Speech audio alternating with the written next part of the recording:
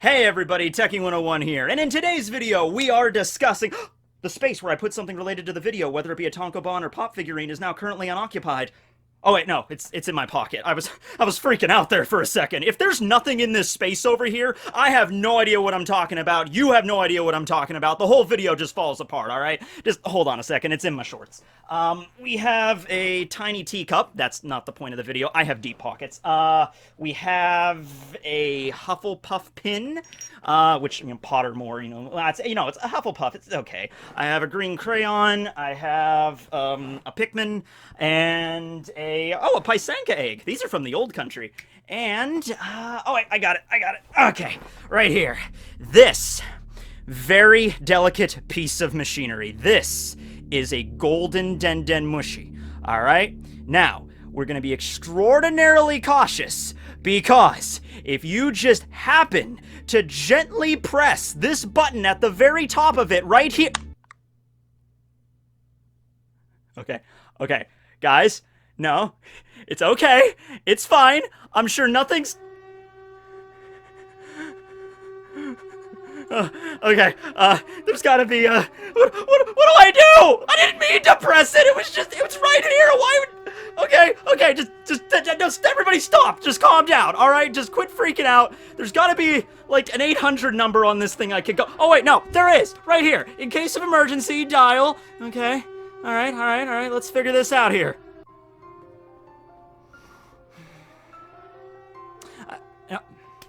I'm on hold.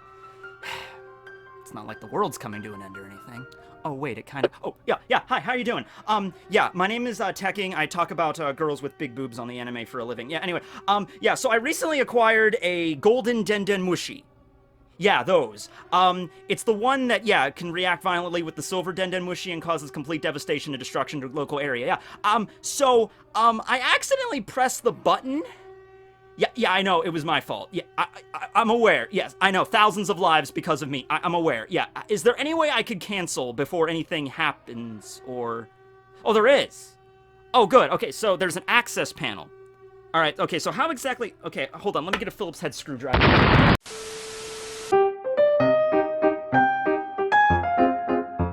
Okay, hey everybody, Tekking101 here, and in today's video, we will be discussing... That's right, the Buster Call. We got the golden Den mushi there, which I am not going to touch. This thing is extremely volatile, so I'm not even gonna, touch it this entire video, just gonna keep it right over there. And of course, we got the lovely Robin. Although, wait a second, we get to upgrade now, because of a fan that sent me a bunch of, sexy One Piece girl figurines in the mail the other day by the name of Doujing King. We no longer have pop figurine Robin, we have sexy, oh my god, look at all those legs Robin. So, I'm not into legs, but if you are, you're welcome. So there's that. I am staring directly at her cleavage right now, which will serve as a motivational factor for this video, because we are talking about complete destruction and devastation. So, yes, the Buster Call. It's the ultimate force of military might that the Marines and the world government have at their disposal. Also, it's the coolest sounding in terms of the name. I mean, Buster Call. Now, I don't know about you, but whenever I think of Buster, I always think of the rabbit from Arthur. But my second thing when I think of Buster is Mega Man's Buster Arm, from, he gets all the different kinds from the Robot Masters and he can fire them off, right? But Buster is just an awesome name, especially when you're referring to the Buster Call from One Piece, okay? So here's the basic deal. The Marines are the fighting force of the world government. They're the world's military, the only military, really. I mean, yeah, the other islands, particular kingdoms might have their own fleets of ships, like the Standing Kingdom, of course, but when it comes to, like, ultimate power, the world government is going to make sure they have the largest military. They're going to make sure they have the most ships, they have the most military personnel. I am sure that if one kingdom started to get a little bit out of hand, started to get a little bit too strong, I'm sure some mysterious circumstances might happen all of a sudden. I'm not saying that the world government might destroy their entire army, but it's like if one kingdom starts getting a little bit too powerful, maybe they're making some technological advancements. I'm sure maybe Cypher Pole or maybe, some officials from the Marines or the world government might show up on that that island and might be like, yeah, hi, how you doing? So stop what you're doing and give us all of your blueprints, and we'll just have, take us out for some ice cream and we'll have a lovely day. If you refuse, actually, think about how Vegapunk got drafted into the Marines, into the world government. Not drafted in the sense of like he's a military, he's like fighting. He's not. He's like a science officer. But imagine that. He was working on his own at Baltimore in the Future Kingdom. He was probably coming up with some wild stuff, and I'm sure the world government got wind of that, and they immediately went to the island. It's not like they Buster called Baltimore. You know, Frankie took care of that, essentially. But no, it's like they went up to him and they were like, wow, yeah, Vegapunk, you're coming up with some crazy stuff. They probably saw the potential, and they're like, okay, join us. We have a great lab, you know? It's way better than working all the way out here in these frozen mountains. I insist, really. So, yeah. So, because of that incredibly imposing military might that the world government likes to exude all over the world through the Marines, there is a contingency. There is a trump card, so to speak. If one particular island or kingdom gets out of hand, there's a protocol in place to just eliminate it, burn it to the ground, no questions asked. All right, and that is the Buster Call. So, the Buster Call can only be summoned by the elite of the elite of the elite when it comes to the Marines and the world government. I know you're going to be questioning how the hell did Spawndom get that authority. I'll get to that in a second, and that's one of the many oversights with this kind of logic here. But okay, we're just gonna go along with this. All right, so normally the only people that'll be able to summon a Buster Call anywhere are the admirals, both the regular admiral class as well as the fleet admiral. So in this case, it would be Fujitora, Green Bull, Kizaru, and Sakazuki, who used to be Akainu. They can summon Buster Calls whenever they want. Also, you have the commander-in-chief of the world government's, military. You have Kong, who controls basically the Marines, the Cypher Poles, and the Warlords from his desk. Okay, he can do it as well. And then, of course, you could assume, like, the Gorosei, they could do it, of course, if they want to. And since the Gorosei take their orders from Im-sama could do it as well. But at the end of the day, that's only a handful of people. That's not very many people. Now, the way Spawndom got the authority is that any of those people I mentioned, any of the admirals, fleet admirals, commanders-in-chief, any of the Gorosei, if they wanted to, they could delegate that power out, which means they could take their golden Den Mushi, which serves as the transmitter to initiate the Buster Call. Okay, you need to have a golden Den Mushi or else a Buster Call cannot happen. They can take this and they can give it to somebody else and kind of temporarily authorize them to utilize this if they see fit. In the case with Spawndom, Aokiji provided him with the golden Den Mushi. I know. I don't really know if Aokiji was planning on eliminating the Marines early on or what. Like, what did he think was gonna happen? Did Aokiji seriously think that Spawndom, oh yeah, Spawndom, that doofus, he'll be able to handle this no problem. You know what? Now that he left the Marines and he's working for the Blackbeard crew, that kind of adds a whole new layer to things, doesn't it? Like he was setting this up 2 years ago, like, I'm planning on leaving the Marines, I'm gonna be a sleeper agent for Blackbeard's crew. How can I completely cripple the Marines' infrastructure? Let's see here. Oh, I know. I'll give this idiot a freaking golden Den Mushi. Darwin's Law will provide all of the necessary results on my end. I'm just gonna be out of here. So, yeah. Now, in the case with Ohara, I believe it was Admiral Sengoku. He wasn't the fleet admiral back now 20-something years ago. He was only a regular admiral. He gave it to Spawndeen, who was the then head of CP9, Spawndom's father. But at least Spawndeen used it, like, the way it was supposed to be used. When Spawndeen felt like it was necessary to initiate the Buster Call, he took it out, pressed the button, and initiated the Buster Call. Spawndom did it completely by accident because he didn't realize, oh, wait a second, I have a normal Den Mushi on one hand and a golden one on the other. I wonder what, I'm not paying attention here. Click. Hey, everybody, grab your... Oh, wait, that's not good. Okay, so what the Buster Call is, though, alright? Well, after the golden Den Mushi is pressed, and by the way, the golden Den Mushi does not seem to be like all the other ones. It doesn't seem to be like a living thing. It seems to be more just mechanical, like a clockwork thing. Maybe Vegapunk invented these too. You press the button, it sends out a signal to a silver Den Mushi, which is located at the nearest, I think it's just at Navy headquarters in general, like the Marine HQ at Marineford. There's the silver Den Mushi there. That one's living. It has like a beard, like an old man Den Mushi. like a Den Den Mushi that's been to war. It's seen some things, you know? And so after the silver Den Den Mushi receives the signal from the golden one, I'm assuming this thing has like a GPS, you know, coordination system in it or something, because they'll instantly be able to know where the signal came from, which island it was on, and they will immediately dispatch a fleet of huge Navy battleships to that location to bombard it into Hades. You know, just they surround the island, giant ships, and when I say giant battleships, these things are like the largest ships the Marines have to offer. These are the ships that they roll up to town and it's like, okay, it's time to get to business, alright? Some of these warships were like the size of the Tower of Law, alright? Pretty damn big. They head there, they surround the island, the fleet is led by 5 Marine Vice Admirals, and they just surround the island and just unleash fire.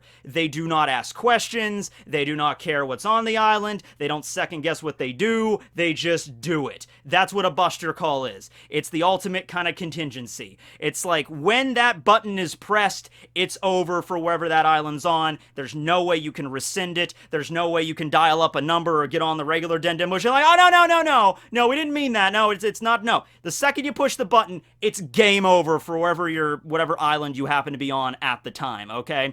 It's really, I think, just the reason why you can't rescind it. You think, like, why can't you rescind it? Why can't you just call them up and be like, code 3641, I'm sorry, there's my authorization code, I'm sorry, I screwed up, I accidentally pressed it. The reason why you can't rescind it is because I think in, like, the world government's mind, it's important to have, like, that absolute kind of, power in the world. In fact, it's based directly on the Marines' scope of absolute justice, which Akainu really enjoys. I wonder if the Buster Call rate has increased since Akainu became Fleet Admiral, okay? Because it's one of those things, just like, there's nothing you can do to stop it, because we're the world government, we're the Marines. There's nothing you can do. It's game over, okay? It's the kill switch, essentially. So, few problems with it, to suffice, okay. So, first off, let's just address the simple thing. Why don't you just put, like, a little glass dome over the button? Like, you mean to tell me, and this thing is tiny, like, I don't think this is exactly to scale, because the one that spawned him had, like, it was big enough that it covered his entire hand. It was like the size of a regular Den Den Mushi. This thing's a lot smaller, obviously, but it's like a mechanical device that you could just keep in your pockets or whatever. Like, you don't see any problem with taking this thing with the button that you just have to press a single time, even by accident, that starts a complete, just, devastation bombardment on whatever island you're on? You want to have some safety precautions with this thing? Like, what would have happened if this would have occurred? If Aokiji walks up to Spondum and is just like, hey, Spondum, here, have this golden Den Den Mushi. Use it in case you have to. Only if you have to, though. And Spondum's like, thank you, Admiral Aokiji. I'll keep it right here in my pocket. Click. That doesn't count, right? You know, it would be very easy just to have, like, a little bubble dome over the button, and you have to take it out, and you have to type in a little keypad first, or you have to, like, take a key to unlock it. Or, no, you know what? Not even going that far. Just have the bubble dome, and then just have a little switch on the bottom, like a safety on a gun or something. You know, you just, like, take out the gun, click off the safety, and then you can fire the gun. Just one extra layer of security. That's all I'm asking for, right? I can kind of understand, I mean, it's absurd when you think about it that you can't rescind that order. Like, once you press it, they don't care where you're at. So, even Enies Lobby, which is one of the main government islands that are, you know, that make up, like, the, you know, Enies Lobby and Pell Down Marineford. So, if somebody was on Marineford and pushed a golden Den Den Mushi, even by accident, would that mean automatically that the Marine warships would just leave Marineford, turn around, and bombard the crap out of the island? That seems to be the case. That seems to be what happens. They didn't even question it when it came to Enies Lobby. They didn't even call up Spondum. They didn't even like, the golden Den Den Mushi has been activated at Enies Lobby, sir. I'm like, what? It's like, Enies Lobby. He's like, yes. Well, who had the authority to trigger it? Was one of the admirals there? I'm like, no, Admiral Aokiji gave it to Spondum. I'm like, okay, freaking that moron. Connect me to Spondum. He's like, yo, Spondum, what's going on Enies Lobby? Why did you summon a Buster Call? Be like, well, I didn't mean to. I'm like, you didn't mean to. Okay, can you cancel it, please? I'm like, okay, fine, we're canceling it, but you're gonna have to answer some questions on this. Like, they didn't even go that far. I mean, I'm sure Spondum would have BS'd his way through everything. He would have been like, oh, yes, well, we have the devil child, Nico Robin, right in front of me here. She's wearing a pink polka-dotted bikini, and she has legs for days. You need to, this island, you need to get rid of it immediately. The legs need to be...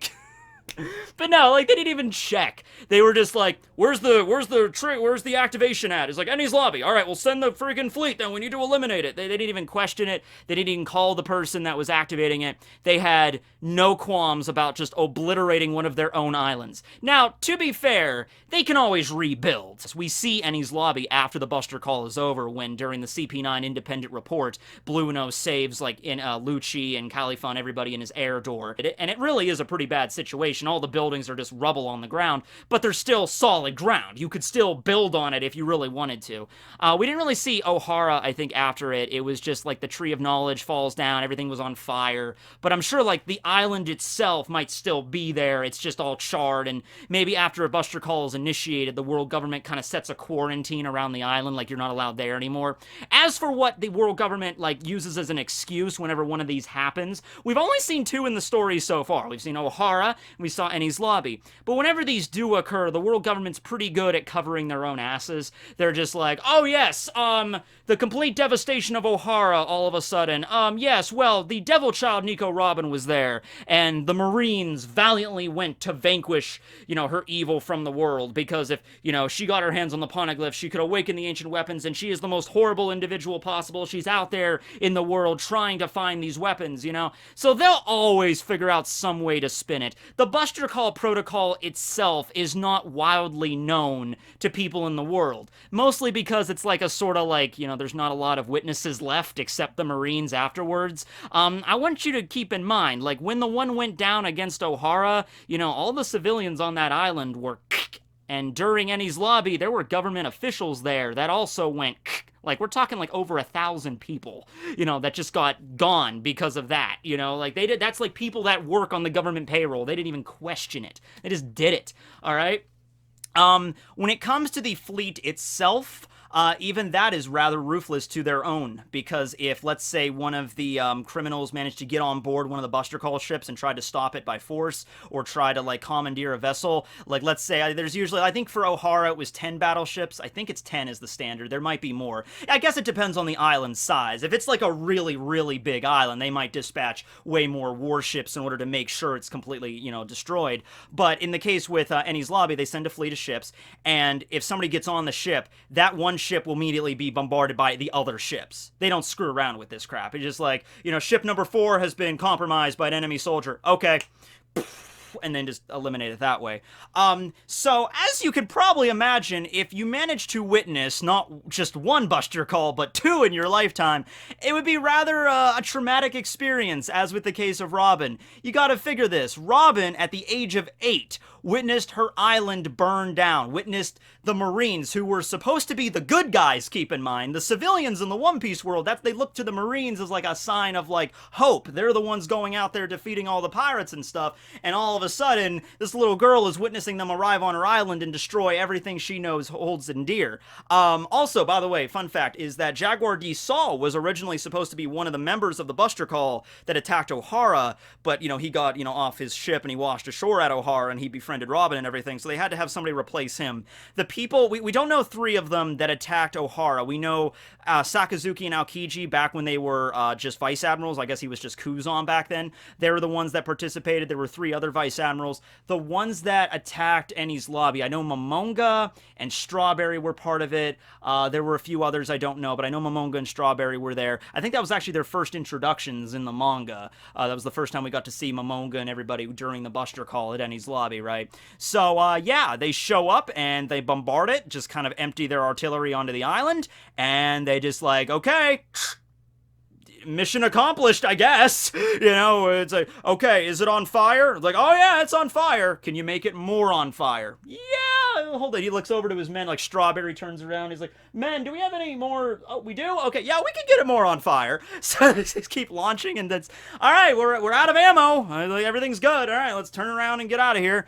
And I'm sure maybe after 2 years they might have started rebuilding Enies Lobby. But yeah, it's just that's the thing. I'm curious if this would have happened on like the future land of Baltimore, where all of Vegapunk's because Vegapunk's lab is there, and when the Marines were chasing after Frankie, they were very careful not to destroy anything in the island or in the lab. What if a Buster Call was summoned there? They wouldn't even question it. What if it was an island that, like, going just beyond, like, what if it was Marineford itself that it was activated on? I think they would second guess that.